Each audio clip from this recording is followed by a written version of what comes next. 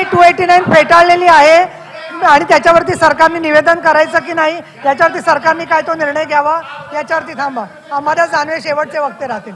त्याच्यानंतर अहो तुम्हाला देणारे बोलायला सभापती महोदय, हे प्रश्नोत्तर चालली नाहीये ती 289 सभापती महोदय, मी फेटाळलेलीच आहे. सभापती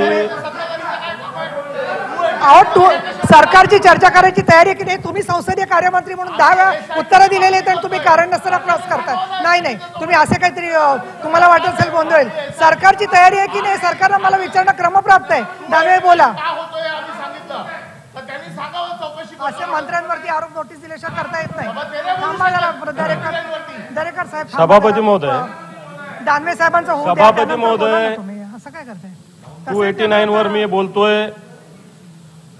मला असं वाटतं ज्याच्यावर आरोप करतायत खडसे साहेब आणि अनिल परब साहेब आणि समोरचे काही सन्माननीय सदस्य बाजू कोणाची घेतायत तुम्ही 289 वर बोला. हा माझा प्रश्न आहे.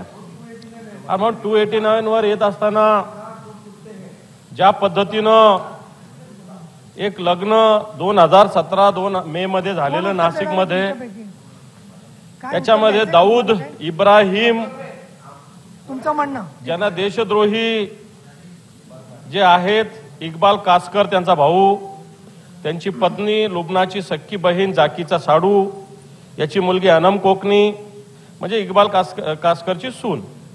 आता या लग्नामध्ये लग्न ज्याचा त्याचा खाजगी विषय आहे, काही हरकत नाही. ज्यांनी त्यांनी लग्नाचा हा मुद्दा काही सार्वजनिक विषय असायचा काही कारण नाही.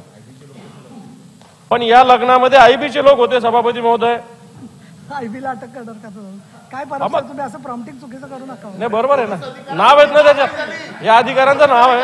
ठीक आहे सभापती महोदय, या लग्नाला विषयच नाहीये. सभापती महोदय, या लग्नामध्ये काही अधिकारी सहभागी झाले होते, त्यांच्यावर कारवाई झालेली आहे.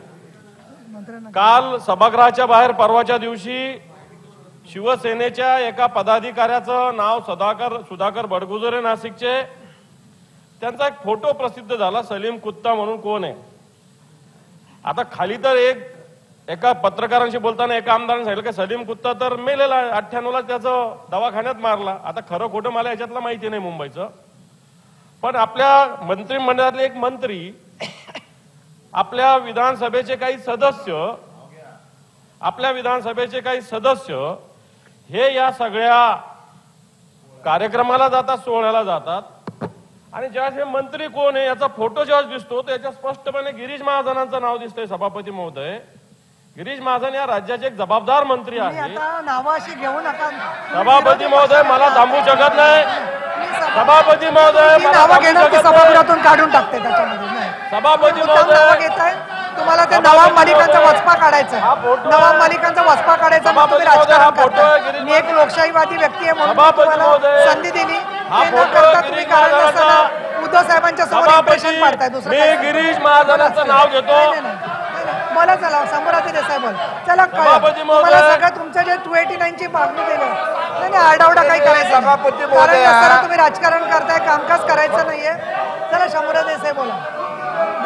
माननीय सभापती महोदय, प्रवीण दरेकर आधी प्रवीण दरेकर बोला. महोदय, मी निराधार आरोप